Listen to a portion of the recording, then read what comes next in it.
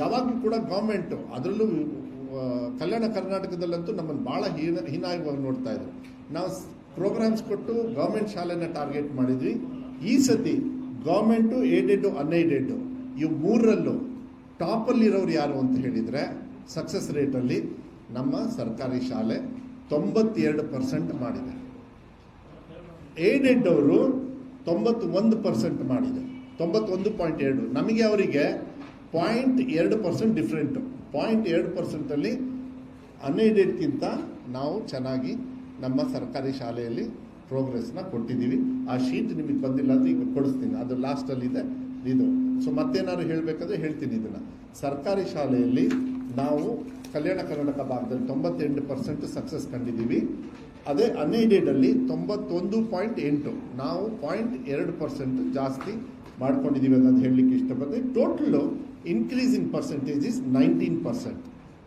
ಎಲ್ಲಿ ಕಲ್ಯಾಣ ಕರ್ನಾಟಕ ಭಾಗದಲ್ಲಿ 3 ಜನರನ್ನು ಸೇರಿದರೆ ಅದೇ 19%. ಮುಂಚೆನೇ ಹೇಳಿದ್ದೆ, ಅದೇ 19% ಈ ಸತಿ ನಾವು ಜಾಸ್ತಿ ಮಾಡಿದ್ದೀವಿ. ಅದೇ ರೀತಿ ಅಫ್ಕೋರ್ಸ್ ಬೇರೆ ಕ್ಯಾಟಗರಿ ಇದೆ. SC ST ಅವರು ಎಷ್ಟು ಪಾಸ್ ಆಗಿದ್ದಾರೆ, 23% SC, ST ಅವರು 19%, ಕ್ಯಾಟಗರಿ 1 23%. ಅದೆಲ್ಲ ಡೀಟೇಲ್ಸ್ ಇದೆ. ಮತ್ತು ಬೇರೆ ಕಡೆನೂ ಅಷ್ಟೇ. ಕಲ್ಯಾಣ ಕರ್ನಾಟಕ ಇದು ಸಾರಿ, ಅದೊಂದು ಈಗ ರೆಡಿ ಆಯಿತು ಅದು. ಯಾಕಂದರೆ ನಾನು ಹೇಳಿದೆ ನಿಮ್ಗೆ ಕೊಡಬೇಕಾದ್ರೆ ನಾವೇನು ಸಾಧನೆ ಮಾಡಿದ್ದೀವಿ, ಎಲ್ಲಿ ವೀಕ್ ಇದ್ದಲ್ಲಿ ಅಂತಲೂ ಕೊಡಬೇಕಾಗುತ್ತೆ. ಅದನ್ನು ಕೊಡ್ತಾರೆ, ಸ್ವಲ್ಪ ಬೇಗ ಕೊಡಿ, ಎಲ್ಲರಿಗೂ ಹಂಚಕ್ಕೆ ಹೇಳಿ ಅದನ್ನು. ಆಮೇಲೆ ನೋಡಿ, ಅಲ್ಲೂ ಕೂಡ 100% ರಿಸಲ್ಟು.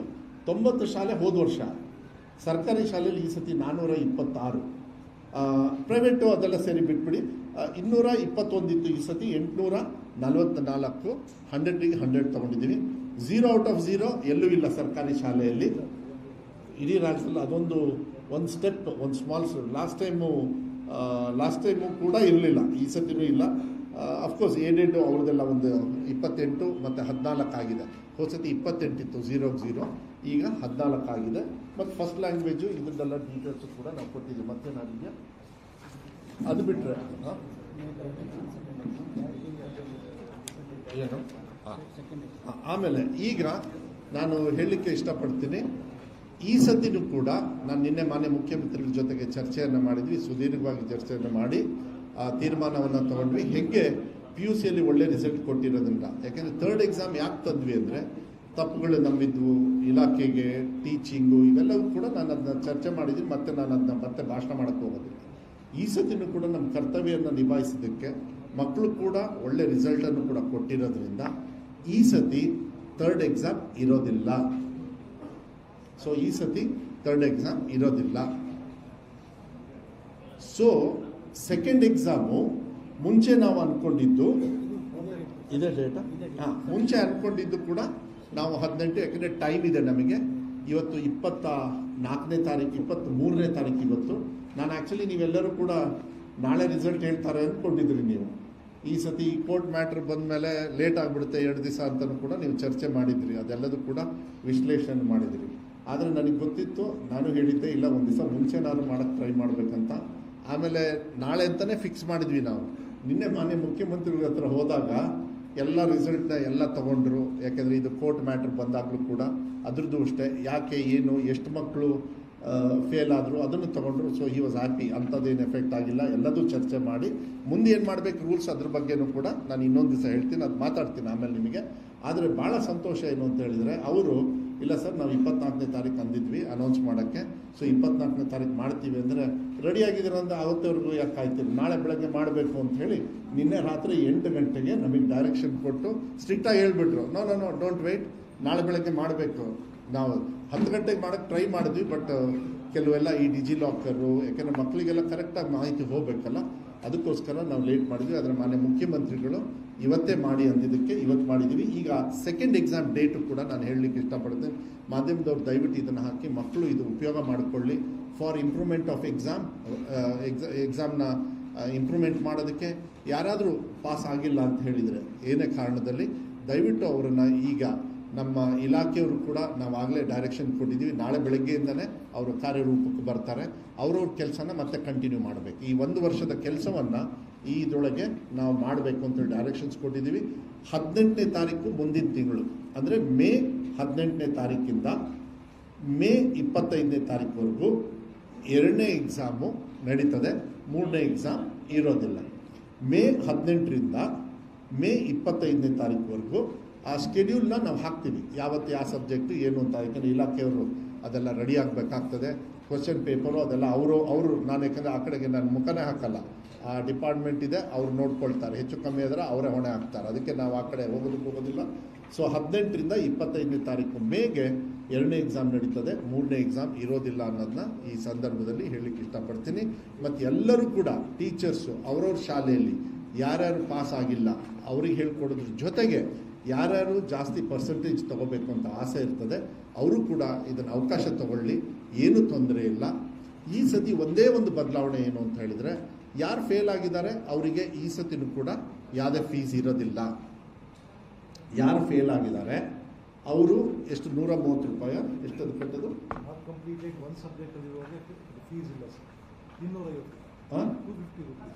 $250. 250 ರೂಪಾಯಿ ಒಂದು ಸಬ್ಜೆಕ್ಟಿಗೆ. ಮುಂಚೆ 250 ರೂಪಾಯಿ ಒಂದು ಸಬ್ಜೆಕ್ಟಿಗಿರೋದು. ಫೇಲ್ ಆದವರಿಗೆ ಯಾವುದೇ ಕಾರಣಕ್ಕೂ ನಾವು ಈ ಸತಿನೂ ಕೂಡ ಹೋದ ಸತಿ ಥರ ಫೀಸ್ ತಗೊಳ್ಳೋದಿಲ್ಲ. ಕರೆಕ್ಟಾ? ಫೀಸ್ ತಗೊಳ್ಳೋದಿಲ್ಲ. ಯಾರು ಇಂಪ್ರೂವ್ಮೆಂಟ್ ಮಾಡ್ಕೊಳ್ತಾರೆ ಅವರು ಫೀಸ್ ಕಟ್ಟಲೇಬೇಕಾಗ್ತದೆ. ಹೆಣ್ಣುಮಕ್ಕಳಿಗೆ ಮತ್ತು SC ST ಹೇಗಿದ್ರು ಅವರಿಗೆ ರಿಲ್ಯಾಕ್ಸೇಷನ್ ಇದೆ, ಇದರಲ್ಲಿ ಏನು ಕಟ್ಟಂಗೆ ಇರೋದಿಲ್ಲ. ಕರೆಕ್ಟಾ? ಆದರೆ ಥರ್ಡ್ ಲ್ಯಾಂಗ್ವೇಜಲ್ಲಿ ನಾನು ಯಾವುದು ಅಂತ ಹೇಳೋದಕ್ಕೆ ಹೋಗೋದಿಲ್ಲ. ಥರ್ಡ್ ಲ್ಯಾಂಗ್ವೇಜಲ್ಲಿ ತುಂಬ ಲ್ಯಾಂಗ್ವೇಜಸ್ ಇದ್ದಾವೆ. ಅದರಲ್ಲಿ ಇಂಪ್ರೂವ್ಮೆಂಟಿಗೂ ಅಷ್ಟೇ, ಫೇಲ್ ಆದವ್ರಿಗೂ ಕೂಡ. ಯಾಕೆಂದರೆ ಫೇಲ್ ಆದವ್ರು ಬರೀ 1,000 ಚಿಲ್ಡ್ರೆ ಅಷ್ಟೇ. ಅದು ಬರೀ ಒಂದೇ ಸಬ್ಜೆಕ್ಟಲ್ಲಿ ಫೇಲ್ ಆದವರು 1,000 ಎಲ್ಲ ತುಂಬ ಎಕ್ಸ್ಪೆಕ್ಟ್ ಮಾಡ್ತಾಯಿದ್ರು, ಏನಂತ ಪಾಸೇ ಆಗೋದಿಲ್ಲ. ಅವರೆಲ್ಲ ಡಿಸ್ಟಿಂಕ್ಷನಲ್ಲೆಲ್ಲ ಬಂದಿದ್ದಾರೆ. ನಿಮಗೆ 60% ಮೇಲೆ ಡಿಸ್ಟಿಂಕ್ಷನ್ ಅಂದರೆ you know what it is. Third language ಯಾಕೆಂದರೆ ಸ್ವಲ್ಪ ಆ ಗೊಂದಲ ಸೃಷ್ಟಿಯಾಗಿದೆ ಅನ್ನೋದು ಒಂದು ಕಾರಣದಿಂದ ಮಾನ್ಯ ಮುಖ್ಯಮಂತ್ರಿಗಳು ನಿನ್ನೆ ಮಾತಾಡಿ, ಸರ್ ಅವರಿಗೆ ಇಂಪ್ರೂವ್ಮೆಂಟಿಗೂ ಕೂಡ ಏನಾದ್ರು ಅವ್ರ ಮನಸ್ಸಲ್ಲಿದ್ದರೆ ಇಂಪ್ರೂವ್ಮೆಂಟಿಗೂ ನಾವು ಅವರಿಗೆ ಎಕನಾಮಿಕಲ್ ಹೊರೆ ಹಾಕೋದಿಲ್ಲ. ಪ್ಲಸ್ ಯಾರು ಫೇಲ್ ಆಗಿದ್ದಾರೆ ಅವರು ಕೂಡ ಫೀಸ್ ಕಟ್ಟಂಗಿಲ್ಲ. ಬರೀ this is for this year third ಲ್ಯಾಂಗ್ವೇಜಿಗೆ ಮಾತ್ರ. ಅವ್ರ ಇಂಪ್ರೂವ್ಮೆಂಟಿಗೂ ದುಡ್ಡು ಅವ್ರೇನು ಕಟ್ಟಂಗಿಲ್ಲ, ಇಂಪ್ರೂವ್ಮೆಂಟಿಗೆ ಮಾತ್ರ. ಬೇರೆಯವರೆಲ್ಲ ಇಂಪ್ರೂವ್ಮೆಂಟಿಗೆ ಕಟ್ಟಲೇಬೇಕು. ಓಕೆನಾ? ಹಿಂದಿ ಅಲ್ಲ, ಆಲ್ ಭಾಷೆ ಇದರೊಳಗಿಲ್ಲ. ಅಲ್ಲಲ್ಲ, ಹಿಂದಿ ಅಂತೇಳಿ ಹಾಕ್ಕೊಂಡಿದ್ದಾರೆ. ಬಟ್ ಯಾರ್ಯಾರು ಥರ್ಡ್ ಲ್ಯಾಂಗ್ವೇಜ್ ಕೋರ್ಟಿಗೆ ಹೋಗಿದ್ದು ನಾವು ಥರ್ಡ್ ಲ್ಯಾಂಗ್ವೇಜ್ ಅಂತ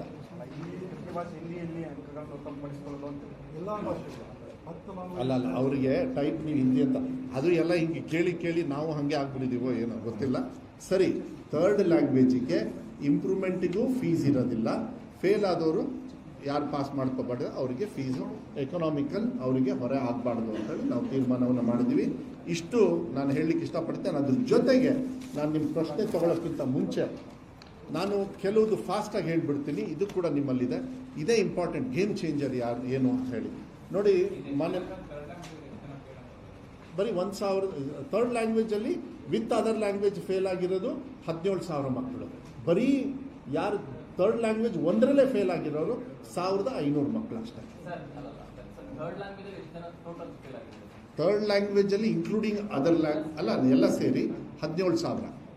ಹೋದ ಸತಿ ಥರ್ಡ್ ಲ್ಯಾಂಗ್ವೇಜಲ್ಲೆಲ್ಲ 50,000 60,000 ಎಲ್ಲ ಫೇಲ್ ಆಗಿಬಿಡೋರು ಈ ಬೇರೆದ್ರಲ್ಲೂ.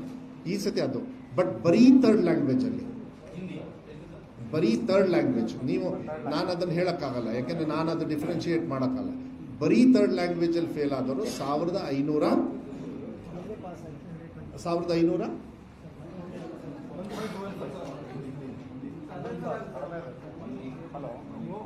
1425 ಗೊತ್ತಾಯ್ತಪ್ಪ. ಮತ್ತೇನಾರು ಬೇಕಾ ಹೇಳ? ಇನ್ನೊಂದ್ಸತಿ ಅದು ನೋಡಿ, ಇನ್ನೊಂದ್ಸತಿ ಹೇಳ್ತೀನಿ.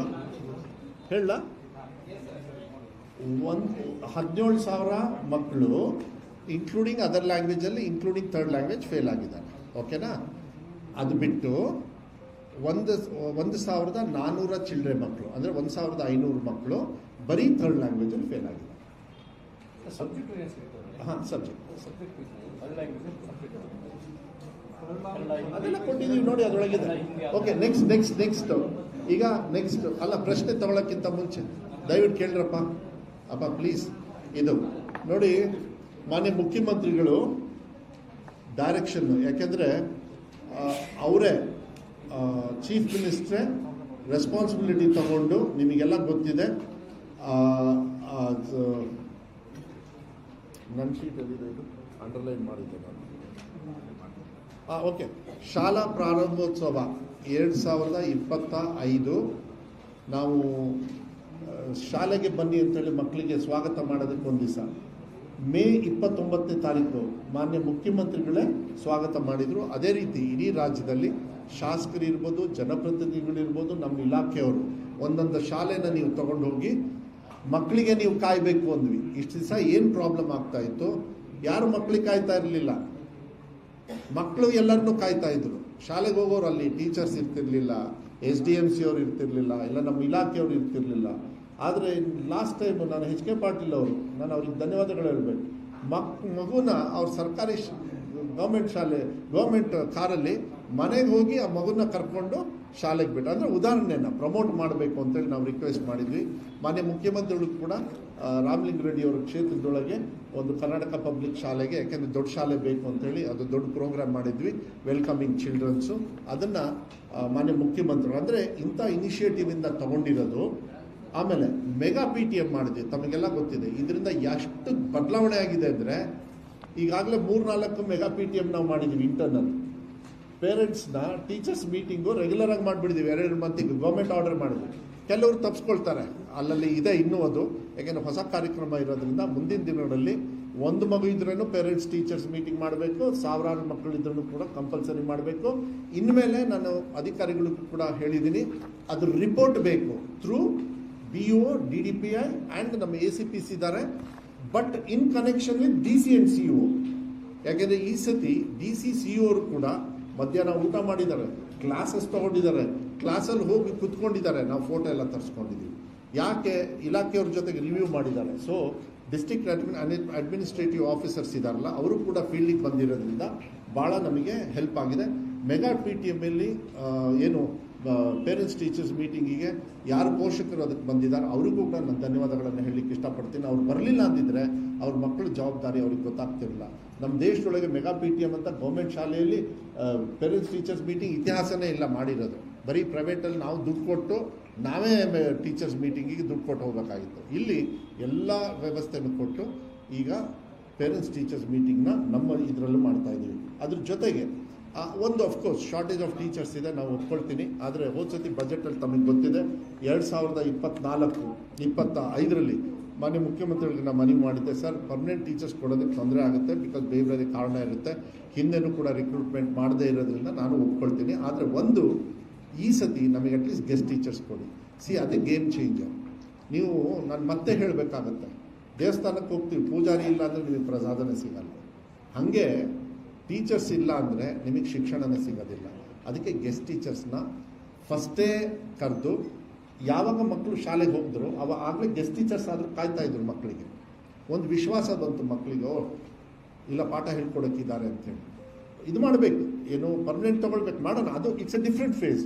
ಬಟ್ ಅದಕ್ಕಿಂತ ಮುಂಚೆ ನಾನು ಈಗ ಅರ್ಜೆಂಟಾಗಿ, ಯಾಕೆಂದರೆ ನಾನು ಡೇಟ್ಸ್ನ ನಿಲ್ಸೋಕ್ಕಾಗಲ್ಲ, ಓಪನಿಂಗ್ ಮಾಡಲೇಬೇಕಲ್ವ ಶಾಲೆನ. ಸೊ ಆ ಸಂದರ್ಭದಲ್ಲಿ ಗೆಸ್ಟ್ ಟೀಚರ್ ಬಂದಿರೋದು ಅದು ಭಾಳ ನಮಗೆ ಸಹಕಾರ ಆಗಿದೆ ಅನ್ನೋದನ್ನ ನಾವು ಹೇಳಲಿಕ್ಕೆ ಇಷ್ಟಪಡ್ತೀವಿ.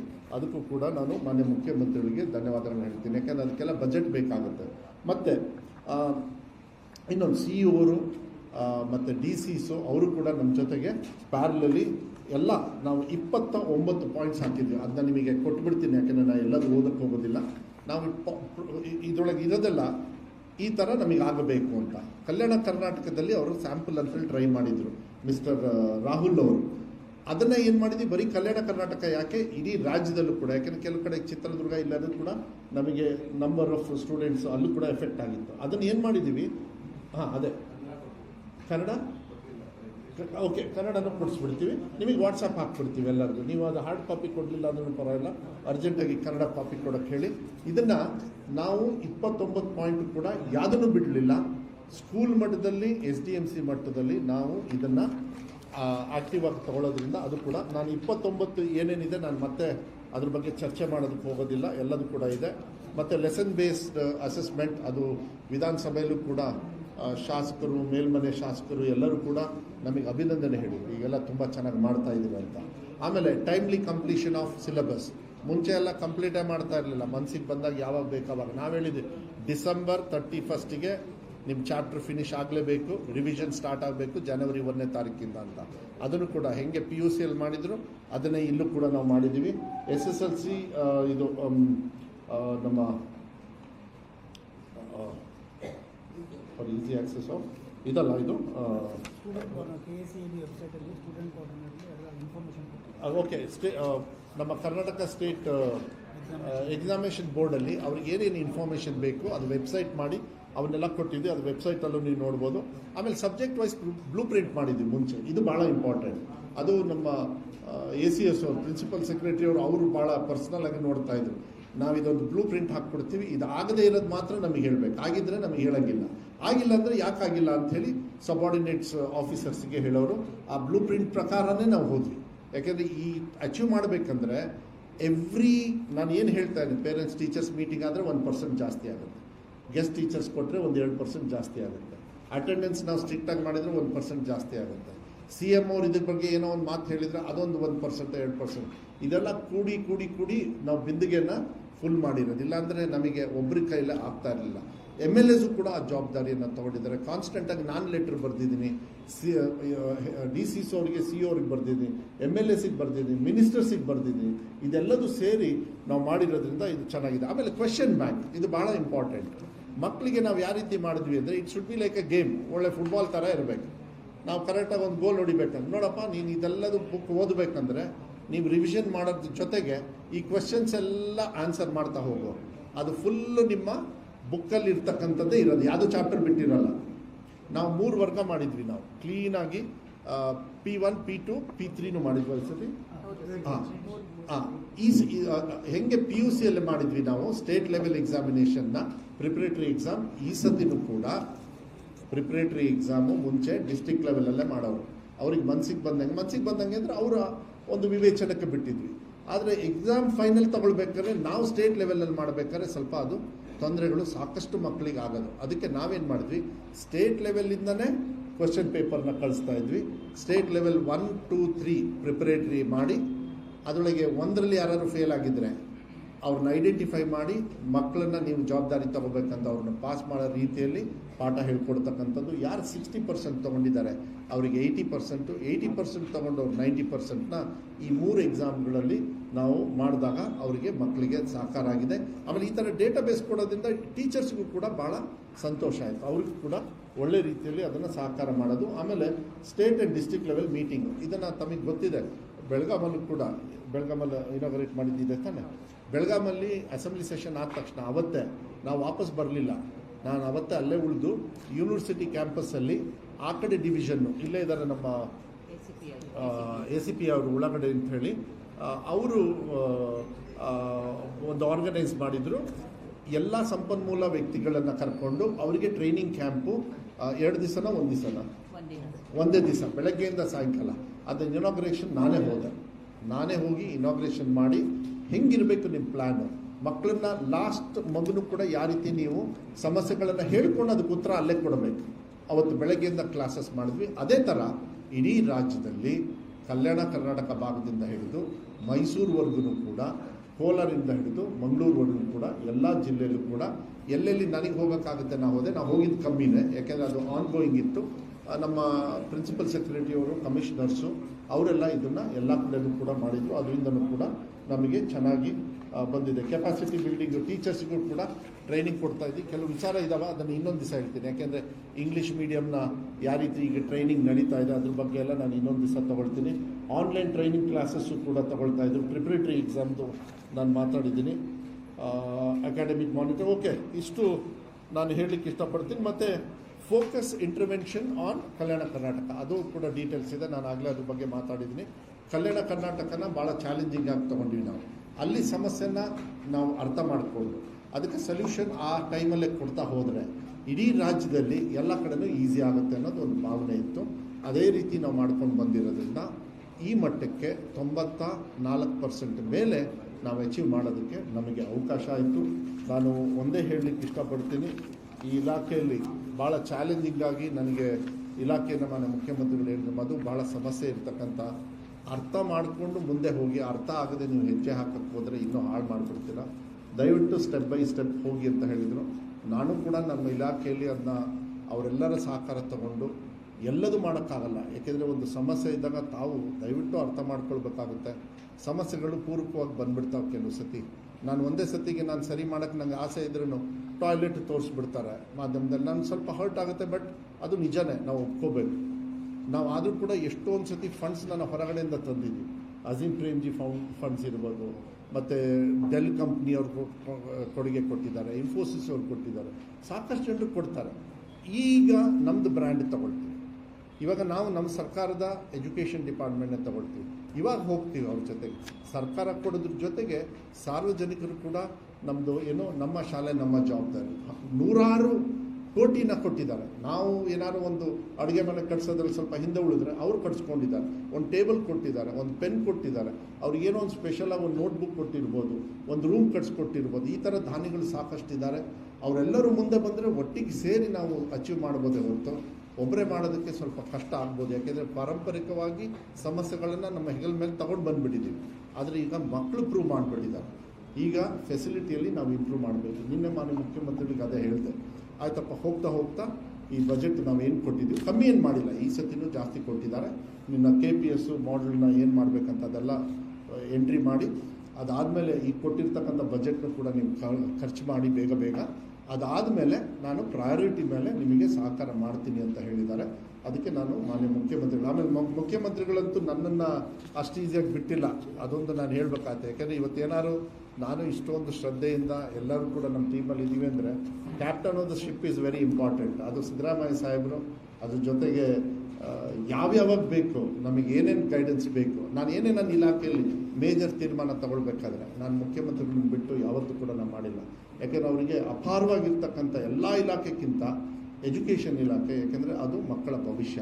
ಕೆಲವು ಸತಿ ಹೆಚ್ಚು ಕಮ್ಮಿ ತಪ್ಪುಗಳು ಆಗಿರ್ಬೋದು, ನಾನು ಇಲ್ಲ ಅಂತ ಹೇಳೋ, ಸರಿ ಮಾಡ್ತಕ್ಕಂಥ ವ್ಯವಸ್ಥೆ ಇದೆ, ಅದಾಗ್ತದೆ. But I am very happy, I am very proud. DK Shivakumar ಸಾಹೇಬರು ಕೂಡ, ಅವರು ಕೂಡ ಒಬ್ಬ ಎಜುಕೇಷನಲಿಸ್ಟ್ ಆಗಿ ಅವರು ಕೂಡ ಸಾಕಷ್ಟು ಸಹಕಾರ ಮಾರ್ಗದರ್ಶನವನ್ನು ಕೊಟ್ಟಿದ್ದಾರೆ. ಶಾಸಕರು ಕೊಟ್ಟಿದ್ದಾರೆ. ವಿಧಾನಸಭೆಯಲ್ಲಿ ವಿರೋಧ ಪಕ್ಷದವರು ಕೂಡ ನಮ್ಮ ಇಲಾಖೆ ಬಗ್ಗೆ ನನಗೆ JDSನ MLA ವಿವೇಕಾನಂದ ಅವರೇ ಹೇಳಿಬಿಟ್ರು. ನನ್ನ ಪ್ರಶ್ನೆ ಒಂದು ಸತಿ ಕೇಳಬೇಕಾದ್ರೆ ಖುಷಿ ಆಯಿತು. ಈ ಸತಿ SSLC ರಿಸಲ್ಟ್ ತುಂಬ ಚೆನ್ನಾಗುತ್ತೆ, PUC ಬರುತ್ತೆ, SSLC ಅಂತೂ ಭಾಳ ಚೆನ್ನಾಗಿರುತ್ತೆ, ಅದು ನನಗೆ ಗೊತ್ತು, ಬಿಕಾಸ್ ನಾನೇ ನೋಡಿದ್ದೀನಿ ಅಂಥೇಳಿ ವಿಧಾನಸಭೆಯಲ್ಲಿ ನಿಮ್ಮೆಲ್ಲರ ಎದುರುಗಡೆನೂ ಕೂಡ ಅವ್ರು ಹೇಳಿದರು. ಆದರೆ ಪ್ರಶ್ನೆ ಯಾವುದೋ ಒಂದು ಕೇಳಿದರು. ಅಂದರೆ ಆವಾಗಲೇ ಅಂದ್ಕೊಂಡೆ, ಸೊ ರಿಸಲ್ಟ್ಸ್ ಎಲ್ಲ ಈ ಸತಿ ಚೆನ್ನಾಗುತ್ತೆ ಅಂತೇಳಿ. ಈಗ ಮೊನ್ನೆ ಬಜೆಟ್ ಸೆಷನ್ನಲ್ಲಿ ಅವ್ರು ಹೇಳಿರೋದು ಅದನ್ನ, ಯಾಕೆಂದರೆ ವಿಶ್ ಮಾಡಿದ್ವಿ ನಾವು, ಮಾನ್ಯ ಮುಖ್ಯಮಂತ್ರಿಗಳು ವಿಶ್ ಮಾಡಿದರು, ವಿಧಾನಸಭೆಯಿಂದ ಹೋದ ವರ್ಷನೂ ಮಾಡಿದರು, ಸ್ಪೀಕರ್ ಅವರು ಮಾಡಿದರು, ಸದಸ್ಯರುಗಳು ಮಾಡಿದರು. ಇದೆಲ್ಲ ಮಾಡಿರೋದ್ರಿಂದ ಐ ಥಿಂಕ್ ಇದೆಲ್ಲ ಟೀಮಲ್ಲಿ ಸೇರಿ ನಾವು ಇದು ಮಾಡಿರೋದ್ರಿಂದ ಇಷ್ಟು ಸಾಧನೆ ಆಗಿದೆ. ಅದಕ್ಕೆ ಮಾಧ್ಯಮ ಮಿತ್ರರಿಗೆ ಜಾಸ್ತಿ ಪ್ರಶ್ನೆ ಇವತ್ತು ಕೇಳಿದೆ, ಇನ್ನೊಂದು ದಿವಸ ನಾನು ಪ್ರಶ್ನೆಗೆ ಮತ್ತೆ ಬರ್ತೀನಿ. ಯಾಕೆಂದರೆ ನೀವು ಇದನ್ನು ವಿಶ್ಲೇಷಣೆ ಮಾಡಿ ಮತ್ತೆ ಇನ್ನೊಂದು 3-4 ಡೇಸಿಗೆ ಕೋರ್ಟ್ ಮ್ಯಾಟ್ರ್ ಇರ್ಬೋದು, ಎಲ್ಲದೂ ಕೂಡ ಅದನ್ನು ಕೂಡ ಬರುತ್ತೆ. ಸೆಕೆಂಡ್ ಒಂದು ನಿಮಿಷ ರಿಸಲ್ಟ್ ಬಗ್ಗೆನೇ, ಬೇರೆ ಇದ್ರ ಬಗ್ಗೆ ನಾವು ದಯವಿಟ್ಟು, ಯಾಕೆಂದರೆ ರಿಸಲ್ಟ್ ಬಗ್ಗೆ ಕೇಳಿ, ಅದರಿಂದ ನಾನು ಯಾವತ್ತೂ ಕೂಡ ವಾಪಸ್ ಬಂದು ನಿಮ್ಮನ್ನು ಮಾತಾಡಿಸ್ತೀನಿ, ಏನು ತೊಂದರೆ ಇಲ್ಲ, ಎಲ್ಲದಕ್ಕೂ ಉತ್ತರ ಕೊಡ್ತೀನಿ. ಇವತ್ತು ಮಕ್ಕಳು ಸಾಧನೆ ಮಾಡಿರೋದನ್ನ ಇದನ್ನೇ ಇಂಪಾರ್ಟೆಂಟಾಗಿ ಮುಂದೆ ತಗೊಂಡು ಹೋಗೋಣ. ನಿಮ್ಮ ಕಾನ್ಸ್ಟೆಂಟ್ ಮಾರ್ಗದರ್ಶನ ಕೂಡ ಇರಲಿ. ಮತ್ತು ಇನ್ನೊಂದು 2-3 ದಿವಸಕ್ಕೆ ನಾವೇನೋ ಒಂದು ಪ್ಲ್ಯಾನ್ ಇಟ್ಕೊಂಡಿದ್ದೀವಿ. ಏನು ಅಂದರೆ ಅಡ್ಮಿಷನ್ ಡ್ರೈವ್ ಸ್ಟಾರ್ಟ್ಸ್ ಫ್ರಮ್ ನಾವು. ಹೇಗೆ ಪ್ರೈವೇಟ್ ಅವರು ಏಡೆಡ್ ಅವರೆಲ್ಲ ಹಾಕ್ತಾರೆ ನಮ್ಮ ಶಾಲೆಗೆ ಬಂದು ಸೇರಿಕೊಳ್ಳಿ ಅಂತ, ನಾವು ಉಚಿತವಾಗಿ ಶಿಕ್ಷಣವನ್ನು ಗ್ಯಾರಂಟಿ ಕೊಡ್ತೀವಿ ಅಂತೇಳಿ ಆಂದೋಲನವನ್ನು ಇನ್ನು 2 ದಿವಸದೊಳಗೆ ಎಲ್ಲ ಪ್ಲ್ಯಾನು, ಡಿಸೈನ್ಸು ಯಾವ ರೀತಿ ಮಾಡಬೇಕು ಎಲ್ಲ ರೆಡಿ ಮಾಡಿದ್ದೀವಿ. ಅದಕ್ಕೆ ನಿಮ್ಮ ಸಹಕಾರನೂ ಕೂಡ ಕೇಳ್ತೀವಿ. ಯಾಕೆಂದರೆ ಎಷ್ಟೇ ಆದರೂ ನಿಮ್ಮ ಸರ್ಕಾರ ಇದೆ. ಮಕ್ಕಳು ಬಂದು ನಿಮ್ಮ ಮೂಲಕ ನಮ್ಮ ಸರ್ಕಾರಿ ಶಾಲೆಗೆ ಬಂದರೆ ಊಟ, ತಿಂಡಿ, ಬಟ್ಟೆ, ಶೂಸು, ಸಾಕ್ಸು, ಕಲಿಕೆ, ಬೆಸ್ಟ್ ಟೀಚರ್ಸು, ಬೆಸ್ಟ್ ಸಿಸ್ಟಮ್ಮು ಪ್ರೂನು ಕೂಡ ನಾವು ಮಾಡಿರೋದ್ರಿಂದ ಇದೆಲ್ಲದೂ ಕೂಡ ಮಕ್ಕಳಿಗೆ ಕೊಡಬೇಕಾದ ಅವ್ರ ಭವಿಷ್ಯ ಇರೋದ್ರಿಂದ ಬೇರೆ ಪ್ರಶ್ನೆಗಳನ್ನು ತಗೊಳ್ಳೋಣ. ಇವತ್ತಿಂದ ಈ ವಿಚಾರಗಳಿಗೆ ದಯವಿಟ್ಟು ನೀವು ರಿಸಲ್ಟ್ ಕನೆಕ್ಟಿಗೆ ಮಾತ್ರ ಸೀಮಿತವಾಗಿರೋಣ. ಇನ್ನು 3-4 ದಿವಸಕ್ಕೆ ಮತ್ತೆ ನಾನು ಕರಿತೀನಿ. ಅವಾಗ ಎಲ್ಲ ವಿಚಾರ ತಗೊಳ್ಳಿ, ಕೋರ್ಟ್ ಮ್ಯಾಟ್ರು, ಈ ಮ್ಯಾಟ್ರು, ಆ ಮ್ಯಾಟ್ರು ಎಲ್ಲ ತಗೊಳ್ಳಿ. ಅಷ್ಟರೊಳಗೇ ಜಿಯೋ ಕೆಲವು ಕೂಡ ರೆಡಿ ಆಗ್ತವೆ, ಅದ್ರ ಬಗ್ಗೆನೂ ನಾವು ಮಾತಾಡೋಕ್ಕೆ ಈಸಿ ಆಗುತ್ತೆ. ಇಲ್ಲ, ಕೊಟ್ಟಿಲ್ಲ ಇಲ್ಲ. ಈ ಪ್ರಶ್ನೆಗೆ ಉತ್ತರ ಕೊಟ್ಟೆ ಇಲ್ಲ. ಆಮೇಲೆ ಈಗ 2ನೇ ಎಕ್ಸಾಮು ಇದೆ, ಅದ್ರ ಜವಾಬ್ದಾರಿಯನ್ನು ನಾವು ಕೂಡ ತಗೊಳ್ತೀವಿ. ಎಷ್ಟು ಪಾಸ್ ಆಗಿದ್ದಾರೆ, ಎಷ್ಟು ಫೇಲ್ ಆಗಿದ್ದಾರೆ, ಹೋದ ಸತಿಗೆ ಕಂಪ್ಯಾರಿಸನ್ ಕೂಡ ನಿಮ್ಮ ಟೇಬಲ್, ಅದನ್ನೇ ನಾವು ಮೇಯ್ನಾಗಿ ತೊಗೊಂಡಿರೋದು. ಅದು ತೊಗೊಂಡಿರೋದ್ರಿಂದ ನಾವು ನಮ್ಮ ಕಲಿಕೆಯನ್ನು ನಿಲ್ಲಿಸೋದಿಲ್ಲ. ಸೊ ಅದು 3rd ಲ್ಯಾಂಗ್ವೇಜ್ ಬಗ್ಗೆ ಇನ್ನೂ ಹೆಚ್ಚು ಚರಿತ್ರೆಯನ್ನು ಅವತ್ತು ಮಾಡೋಣ. ಯಾಕೆಂದರೆ ಮೊನ್ನೆ ಮುಖ್ಯಮಂತ್ರಿ ರಿಕ್ವೆಸ್ಟ್ ಮಾಡಿದ್ದಾರೆ, ನಾಳೆ ಕಾನ್ಸಂಟ್ರೇಷನ್ ಇದಕ್ಕೆ ಮಾಡು, ಇನ್ನೊಂದು ದಿವಸ ಅದಕ್ಕೆ ಉತ್ತರ ಕೊಡು ಅಂತೇಳಿ ಅದನ್ನ ನಾನು ನಿಮ್ಮಲ್ಲಿ ಮನವಿ ಮಾಡ್ತೀನಿ. ಇವೆಲ್ಲ ನನ್ನ ಜೊತೆಗಿದ್ರಿ, ಇಲ್ಲ ಅಂತ ಹೇಳಲ್ಲ. ಬಟ್ ಒಂದು ಮಗನೂ ಕೂಡ ಇಂಪಾರ್ಟೆಂಟ್ ಇರೋದ್ರಿಂದ ಅದ್ರ ಬಗ್ಗೆ ಇನ್ನೊಂದು ದಿವಸ ಚರ್ಚೆ ಮಾಡೋಣ. ಅದೊಂದು ಸಹಕಾರ ಮಾಡಿ. ನನಗೆ ರಿಸಲ್ಟ್ ಬಗ್ಗೆ ಇನ್ನೇನೇ ಪ್ರಶ್ನೆ ಇದ್ರೂ ನಾನೇ ಉತ್ತರ ಕೊಡ್ತೀನಿ. ಇಲ್ಲ ಅಂದರೆ ಎಲ್ಲ ಕ್ಲೋಸ್ ಮಾಡಿಬಿಡೋಣ. ಮಕ್ಕಳು ಪಾಸ್ ಆಗಿದ್ದಾರೆ, ಶುಭಾಶಯನ ಕೋರೋಣ.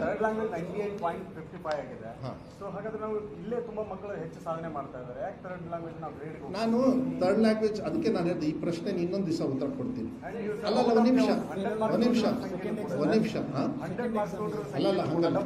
ನೀವು ನೋಡಿ, ನಾನು ಅದಕ್ಕೆ ಹೇಳ್ತಾ ಇರೋದು, ಅದನ್ನು ಗ್ರೇಡಿಂಗ್ ಸಿಸ್ಟಮ್ ಮಾಡಿ ಮಕ್ಕಳ ಭವಿಷ್ಯಕ್ಕೆ ಸೈನ್ಸು ಆರ್ಟ್ ಇವಾಗೆಲ್ಲ PUCಗೆ ಯಾರು ಹೇಳಿದ್ದು ಪರ್ಸೆಂಟೇಜ್? ಇಲ್ಲ ಒತ್ತಡ. ನೀವು ಯಾವಾಗಲೂ ಅಷ್ಟೇ ಪರ್ಸೆಂಟೇಜ್ ನೋಡಬೇಡಿ. ಅದಕ್ಕೆ ನಾನು ಆ ಚರ್ಚೆ ಇವಾಗ ಮಾಡೋದಕ್ಕೆ ಹೋಗೋದಿಲ್ಲ, ಇನ್ನೊಂದು ದಿವಸ ಮಾಡೋದು. ಒತ್ತಡ ಕಮ್ಮಿ ಮಾಡೋದಕ್ಕೆ ಮಾನ್ಯ ಮುಖ್ಯಮಂತ್ರಿಗಳ ಜೊತೆಗೆ ಚರ್ಚೆ ಮಾಡಿ ನಾನು ತೊಗೊಂಡಿರೋದು. CBSE ICL ಯಾಕೆ ಮಕ್ಕಳು ಡಿಸ್ಟಿಂಕ್ಷನ್ಸ್ ತೊಗೊಳ್ತಾರೆ, ಟಾಪಲ್ಲಿ ಇರ್ತಾರೆ? There is a reason. Scientific ಆಗಿ ನಾವು ಸ್ಟಡಿ ಮಾಡಿದ್ದೀವಿ, ಅದಕ್ಕೋಸ್ಕರನೇ ಮಾಡಿದ್ದಾರೆ. ಅವರು ಯಾವಾಗ ಇಷ್ಟು ವರ್ಷ ಹೆಂಗೆ ಮಾಡಿದ್ದಾರೆ ಆಯ್ದನ್ನು ತಗೊಳ್ಬೇಕು. ತಮಿಳ್ನಾಡು ಏನು ಮಾಡಿದ್ದಾರೆ, ಅವರ ಅಚೀವ್ಮೆಂಟ್ ಏನು, ಅವರ ಆಫೀಸರ್ಸ್ ಇಲ್ಲ. ನಾವು ಪಾಠನ ಚೆನ್ನಾಗಿ ಹೇಳ್ಕೊಟ್ಟಿದ್ದೀವಿ, ಮಕ್ಕಳು ಕಲ್ತಿದ್ದಾರೆ. ಅವ್ರಿಗೆ ಇನ್ನೂ ಒತ್ತಡ ಕಮ್ಮಿ. ನಾನು ಹೇಳ್ತಾ ಇದ್ದೀನಿ ಕೇಳಿ, ಒಂದೇ ಥರ್ಡ್ ಲ್ಯಾಂಗ್ವೇಜ್ ಬಗ್ಗೆ ಯಾರು ಕಲಿಬೇಡಿ ಕಲಿಸ್ತಾ ಇಲ್ಲ.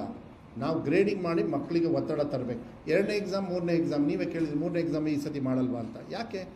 ಮಕ್ಕಳ ತಪ್ಪಲ್ಲ, ನಮ್ಮ ತಪ್ಪಿಗೋಸ್ಕರ ನಾವು 3ನೇ ಎಕ್ಸಾಮ್ ಮಾಡಿದ್ದು. ಈಗ ಅವ್ರು ಅಚೀವ್ ಮಾಡಿರೋದ್ರಿಂದ ನಾವು ಮತ್ತೆ 3ನೇ ಎಕ್ಸಾಮ್ ಮಾಡೋದು. ಹೆಚ್ಚಿನ ವಿಡಿಯೋಗಳಿಗೆ ಪ್ರತಿಧ್ವನಿ ಯೂಟ್ಯೂಬ್ ಚಾನೆಲ್ ಸಬ್ಸ್ಕ್ರೈಬ್ ಮಾಡಿ, ಬೆಲ್ ಐಕಾನ್ ಕ್ಲಿಕ್ ಮಾಡಿ.